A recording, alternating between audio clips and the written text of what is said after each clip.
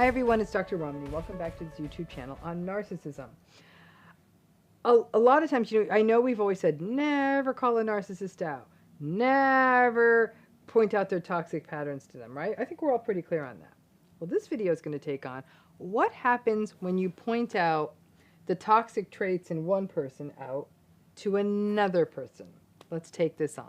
This video came out of an email I got, and I'm hoping I do it credit in how I'm explaining it here. So let's say you're observing the behavior of a person close to you, okay? You're observing somebody close to you, I should say. A partner, an adult child, friend, family member. They're having an encounter with somebody, or they're sharing with you about an encounter they had with someone. And the other person they were talking to, so this person you care about was talking to another person that was toxic. Maybe that other person was gaslighting them or manipulating them or invalidating them or just treating them as though they were somehow less than. So you, the empathic person you are, and now aware of what narcissism is, the empathic person you are says something. You say like, I don't like how this person was talking to you. And would you believe it? You are quite likely to get nailed for being a nasty person, for being mean, or for bad-mouthing someone. So you went from trying to be kind to someone, the person you care about, to becoming the bad one, just like that. What the hell is this about? So, if any of you grew up in a narcissistic family system, especially if you were a truth teller or observed other truth tellers in your family, despite all the toxicity floating around, if someone dared called out the toxic patterns that were in your midst, they were often shut down, right? If you don't have anything nice to say, don't say anything, which would effectively turn most narcissistic households into silent monasteries in which only the narcissistic people kept speaking and spewing their invalidating stuff on everyone. This silencing of observations about unhealthy behavior is actually how a lot of intergenerational abuse gets perpetuated. Each generation gets the message that, oh, you shouldn't say such things, so you shouldn't point out such things. Shh, shh, shh.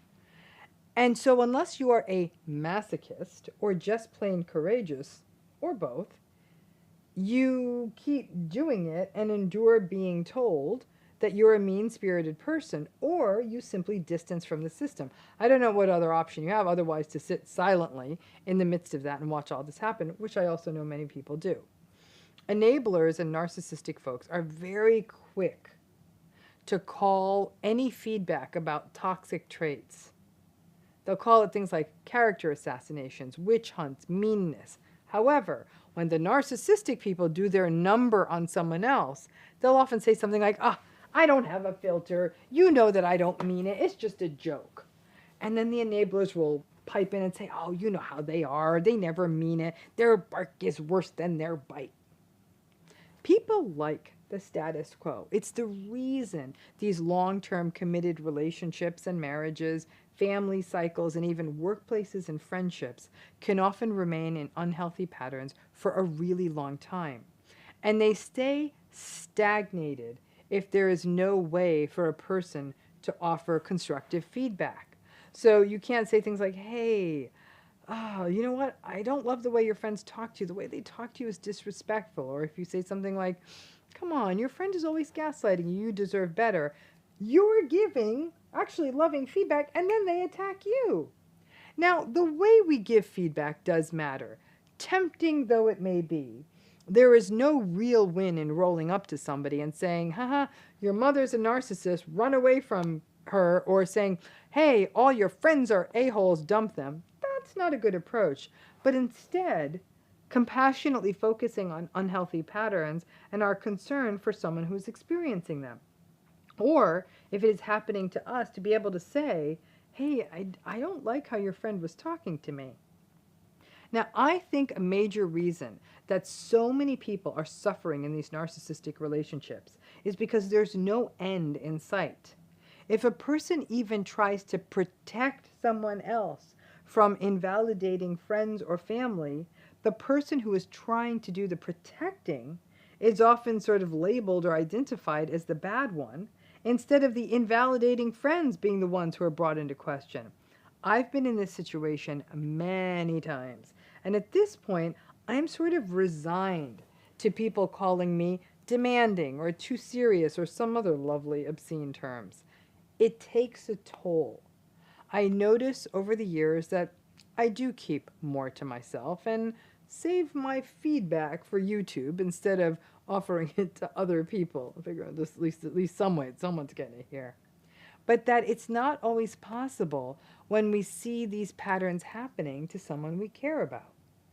Calling out toxic patterns is not a character assassination. Now, there's a way to do it by focusing on the behaviors and not on the person.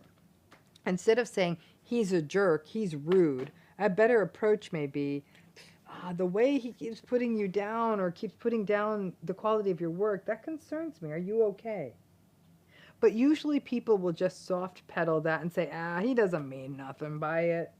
And just like that, you can easily see how these patterns persist. It still hurts, though, that when you're trying to protect someone, you're the one who's framed as the person who's the problem. I'll never be able to get my head fully around why people are so protective of narcissistic, gaslighty, or manipulative people in our midst. Maybe we don't want people putting our behavior to a higher standard. I don't know. Maybe we're struggling with our trauma bonds, but I think mostly people don't want to interrupt the status quo. I have to say that in the mental health profession, this is a real problem. And I have actually gotten my sternest pushbacks and rebukes from other mental health practitioners who will say, talking about narcissistic behavior is defeatist, and Dr. Ramani, it's not empathic. And I shudder to think that these folks may also be minimizing these experiences in their own clients. These patterns are just not okay. Now listen, none of this is ever going to change overnight, but sometimes we just need to be validated. If this is happening to you, you need that validation so you don't feel like you're lost.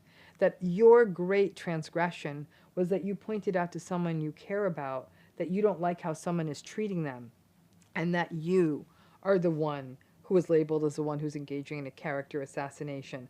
Honestly, after that happens to you once, you got to step back and say, they're on their own. If this is how they want to be talked to, but the one place you can exert a boundary and say, I don't know if I feel comfortable coming to this. I don't like how those people behave, and I don't like how they talk to you. So you all have a good time. I'm going to take a pass. They're still going to have bad things to say about you, but at least you've protected yourself. Thanks again.